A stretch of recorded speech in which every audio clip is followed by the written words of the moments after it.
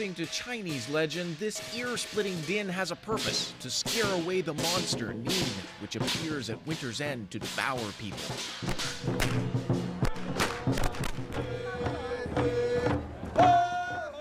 So in the middle of this Chinese New Year ceremony, what are a bunch of school kids from the Mount Currie Indian Reserve doing here? The answer rests with this man and a monster he's tackling in his own way. We are trying to look into in a way, the underbelly of Canada, and also look at how we could possibly involve in the healing of this country. Bill Chu came to Canada from Hong Kong with his wife in the 70s. An engineer and a devout Christian, he had an encounter in 1988 that changed his life.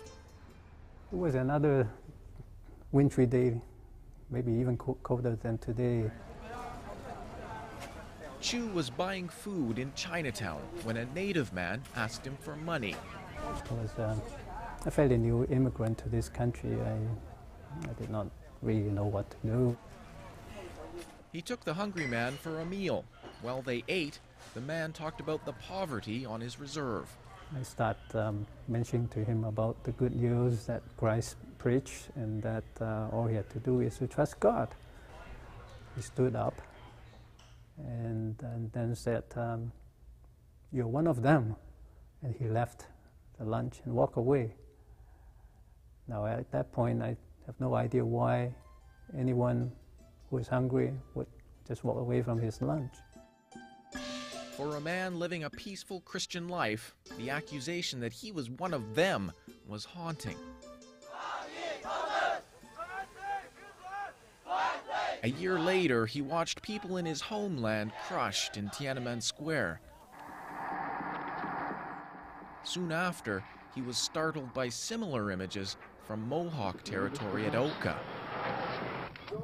So it's almost a repeat of what happened at Tiananmen Square, which was a fairly strong army force surrounding an outnumbered and out-armed group of people. Get out of here, you're making trouble! When a dispute over logging erupted in 1990 at Mount Currie, just north of Whistler, Bill Chu went there, determined to understand what was going on. He discovered a community struggling with unemployment and poverty. What stunned him, though, was finding out about the church's role in residential schools. It explained why a hungry man would push aside a plate of food. To our surprise, we realized that there a fairly deeply entrenched oppression of the people and distortion of history that's going on in this very country that we call home now. Bill also found Elvin Nelson at Mount Currie, a former logger wrestling with what he had seen at the blockade.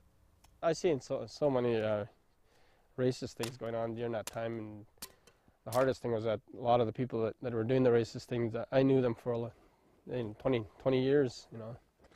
And I think that there are a lot of the things that they were being racist about was just coming out of their anger. Surrounded by anger, Elvin was touched by Bill Chu's plan to plant fir seedlings everywhere in Mount Currie. To show that despite the destructions that are happening around them, that there's a group here that is also intent on rebuilding and on rejuvenating and in giving hope for the future.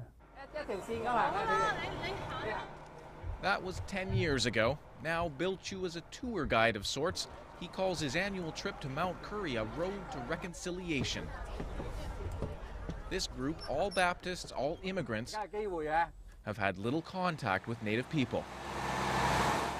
Think of those people in the city of Vancouver, downtown east side, and they suffer from maybe poverty, like they may be having some drug or abuse problem. They are the originate people, right? They lived here before, and we just don't see them. We just don't see them in town. They just hang out in the mountains.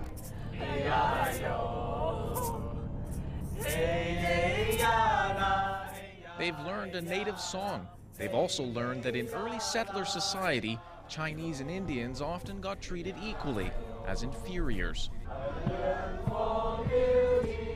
But for most on this bus, this will be their first contact with Indians. I'd like to welcome you all. My name is Elvin, and Elvin invites the entire group into his home. Seems voyeuristic, but Bill Chu says it's like a light bulb going on for many Chinese. The Aboriginal people are just everyday people. It's just like you and me. And that they also have families to feed, and they also have humor, and they also have many different aspects in life. And rather than the stereotype that sometimes we see being portrayed by politicians. The visitors are honored with a welcome song. They're also reminded not so gently that the Indian land question has yet to be resolved. The country that you're in, we haven't given it up, but since people like yourselves have come over, we've had to change our life.